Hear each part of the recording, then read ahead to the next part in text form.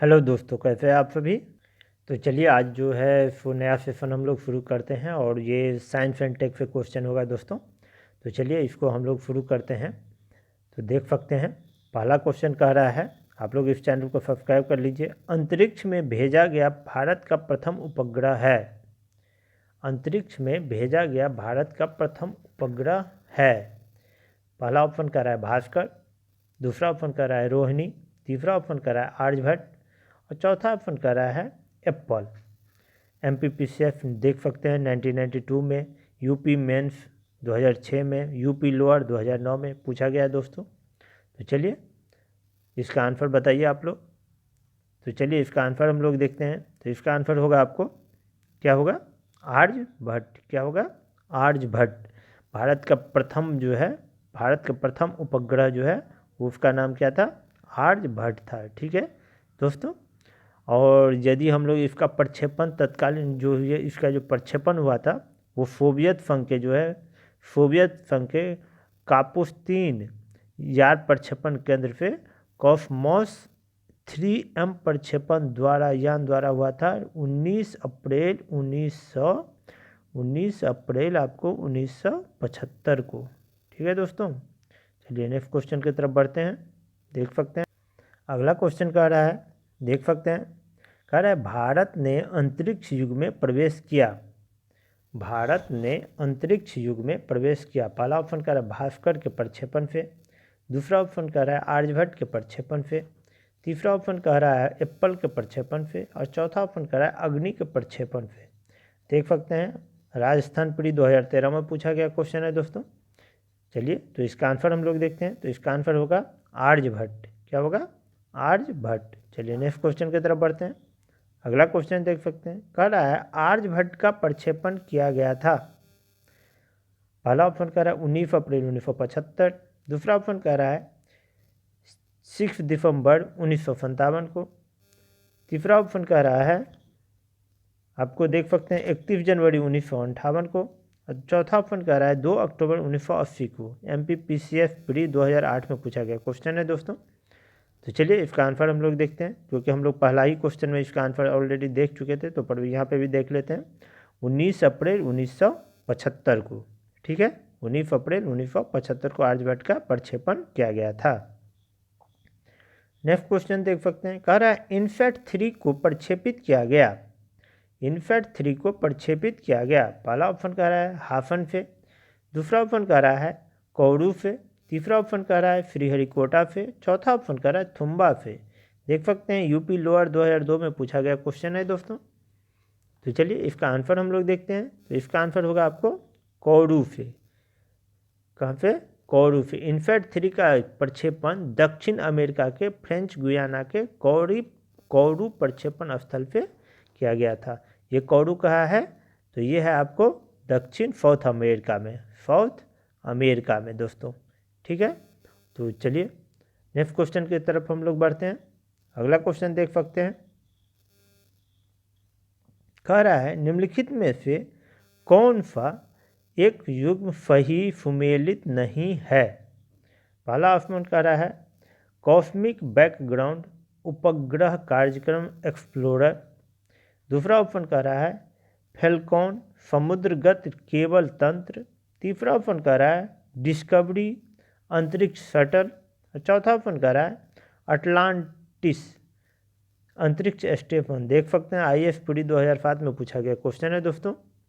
तो चलिए इसका आंसर यदि हम लोग देखें तो इसका आंसर होगा आपको अटलांटिस अंतरिक्ष स्टेशन। ये जो है सुमेलित नहीं है। कॉस्मिक बैकग्राउंड उपग्रह कार्यक्रम एक्सप्लोरर सही है। फेल्कॉन समुद्रगत केबल तंत्र है। डिस्कवरी अंतरिक्ष शटल है। ठीक है दोस्तों।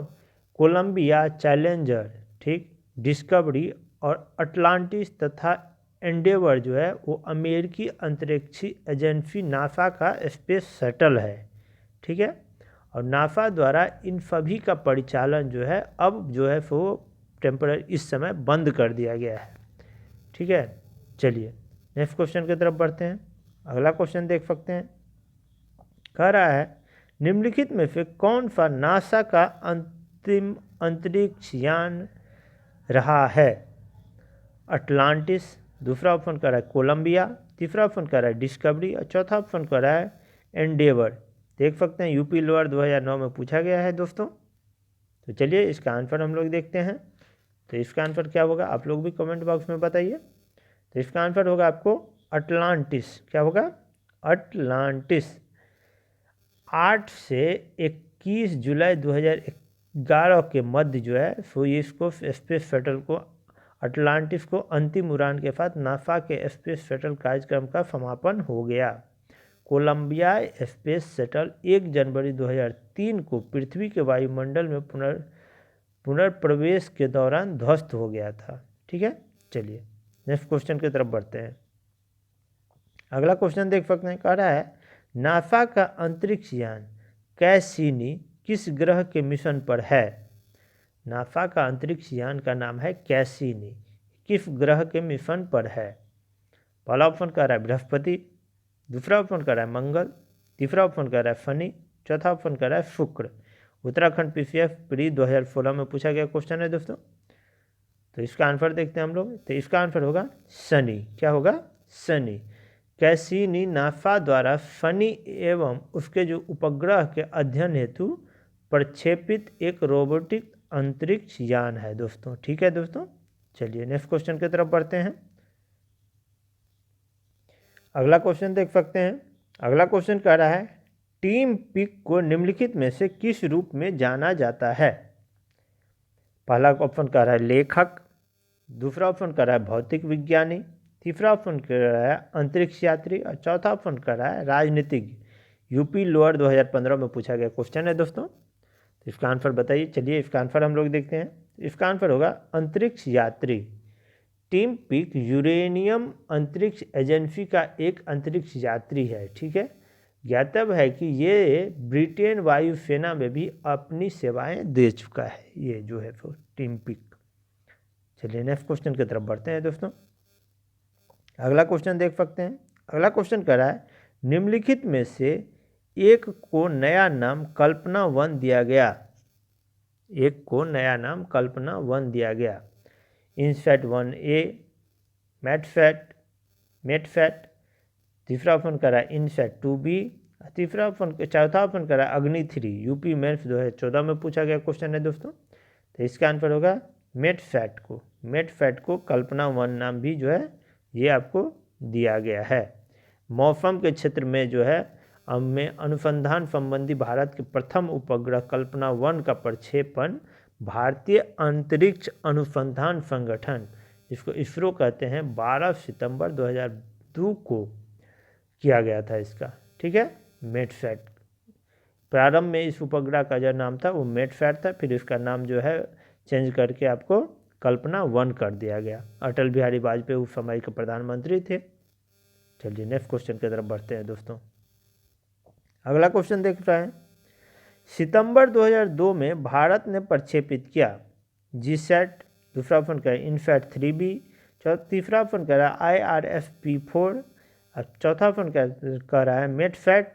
यूपी प्री 2003 में पूछा गया क्वेश्चन है दोस्तों, देख सकते हैं। तो चलिए अभी हम लोग जस्ट देखे हैं, तो इसका आंसर होगा मेटसैट। क्या होगा? मेटसैट। नेक्स्ट क्वेश्चन देख सकते हैं।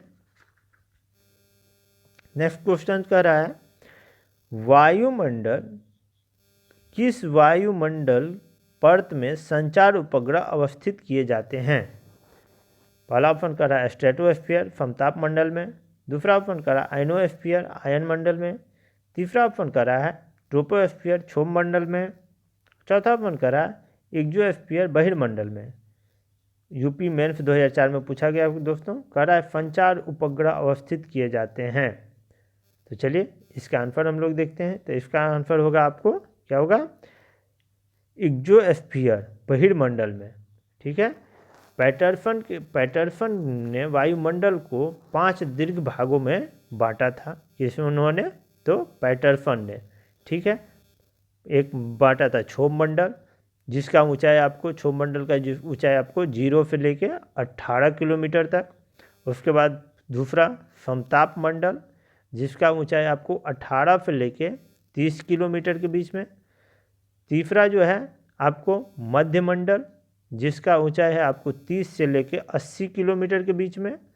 चौथा है आपको आयन मंडल, जिसकी ऊंचाई है आपको 80 से लेके 400 किलोमीटर तक।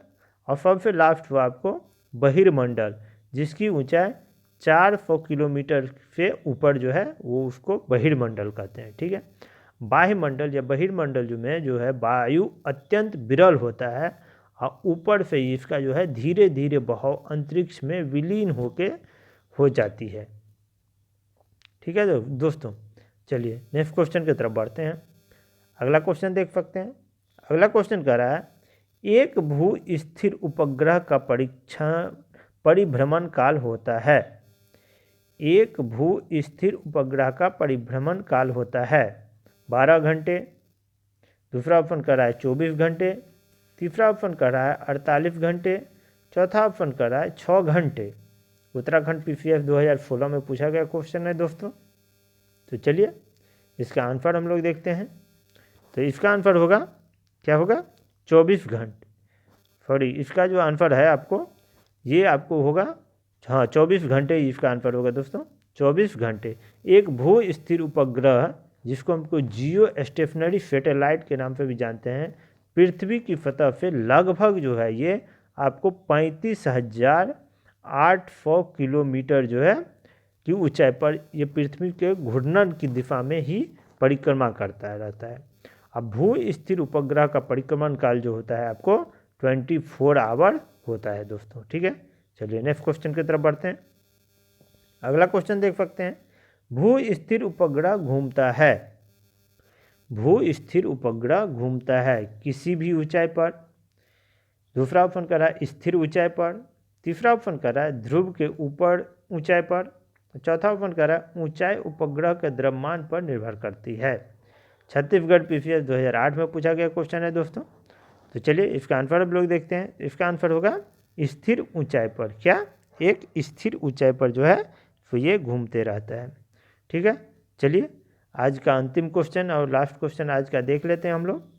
देख सकते हैं, कह रहा है एक भू स्थिर उपग्रह का काल होता है।